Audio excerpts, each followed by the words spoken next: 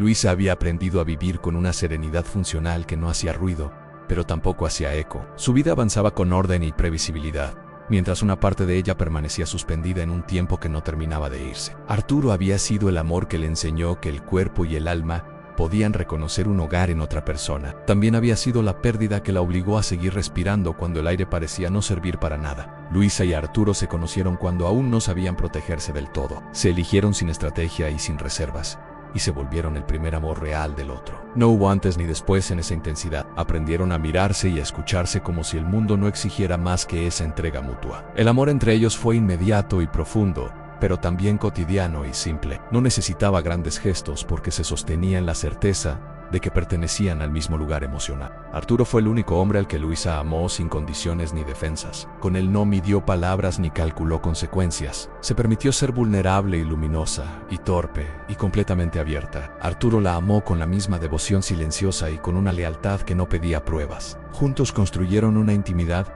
que no dependía del futuro sino del presente compartido. Pensaron que habría tiempo para todo, sin imaginar que el tiempo podía retirarse sin aviso. Cuando Arturo murió, el mundo no se rompió de golpe, sino que se volvió opaco. Luisa siguió viviendo, pero algo esencial quedó detenido. Nunca volvió a enamorarse porque ningún otro amor le habló en el mismo idioma. Tuvo relaciones y afectos y compañía, pero jamás volvió a sentir ese reconocimiento absoluto. No era comparación ni idealización, sino una verdad corporal que no se repetía. Amar después le parecía una traición silenciosa a lo que había sido sagrado. 15 años después de su muerte llegó la primera carta. Luisa supo de inmediato que no era una coincidencia, ni una broma, ni un error. El papel tenía el peso exacto de los recuerdos que nunca se habían cerrado del todo. Al leerla, sintió que algo se abría dentro de ella con una precisión inquietante. No era nostalgia lo que emergía, sino una presencia viva que la miraba desde algún lugar que no necesitaba explicación. La primera carta llegó cuando Luisa había convencido a su cuerpo de que la calma era suficiente. Esa carta no habló del pasado, sino de la forma en la que ella había aprendido a reducirse para no sufrir. Le recordó que sobrevivir no era un acto heroico, sino una consecuencia,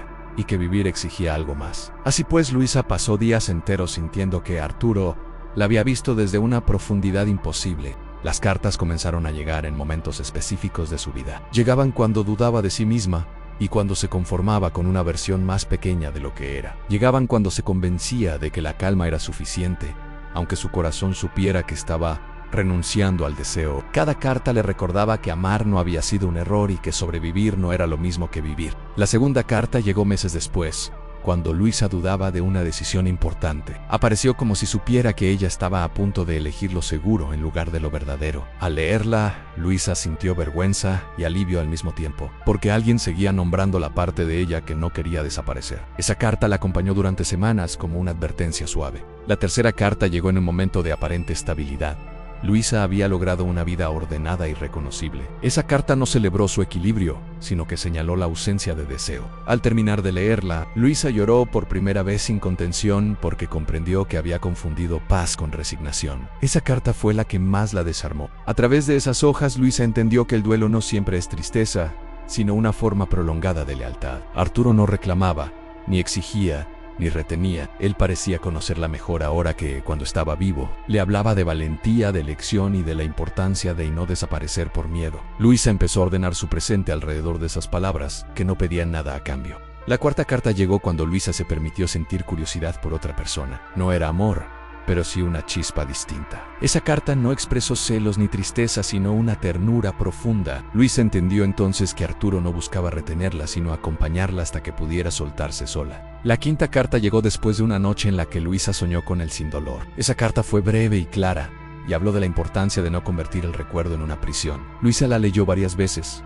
porque era la primera vez que sentía que el pasado no la reclamaba, sino que la impulsaba. Con el tiempo, descubrió cómo habían sido enviadas las cartas y comprendió que Arturo había planeado su ausencia con el mismo cuidado con el que había amado. Supo entonces que no todas las despedidas son abruptas y que algunas se construyen para acompañar sin invadir. Ese conocimiento no la tranquilizó, pero la sostuvo. La última carta no llegó por correo. Luisa la encontró en un libro antiguo que había evitado abrir durante años. Al leerla sintió algo distinto a la tristeza, sintió permiso, entendió que amar de nuevo no borraba lo que había sido, y que soltar no significaba olvidar. Comprendió que Arturo no quería ser un ancla, quería ser una raíz. Luisa cerró el libro y respiró con una profundidad que no recordaba. Por primera vez, el pasado no la jalaba hacia atrás, sino que la empujaba hacia adelante. Guardó la primera carta y dejó ir las demás. No como un acto de negación, sino como un gesto de gratitud. Siguió caminando con la certeza de que algunos amores no se terminan, porque su función no es durar, sino transformar. Y Luisa, finalmente,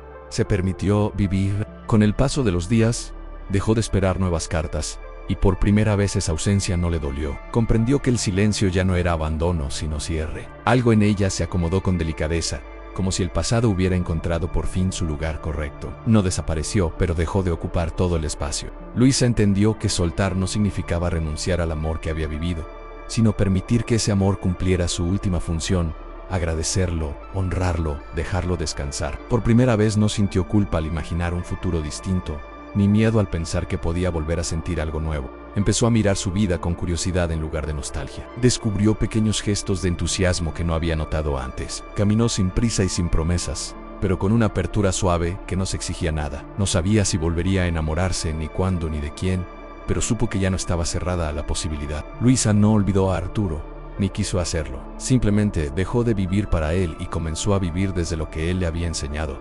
Comprendió que amar también es saber continuar. Y en esa certeza tranquila, dio un paso hacia adelante, con la sensación de que el pasado ya no la retenía, porque finalmente la había liberado. Gracias por acompañarnos en esta historia. Si te ha conmovido, no olvides suscribirte y compartirla. Nos vemos en el próximo video.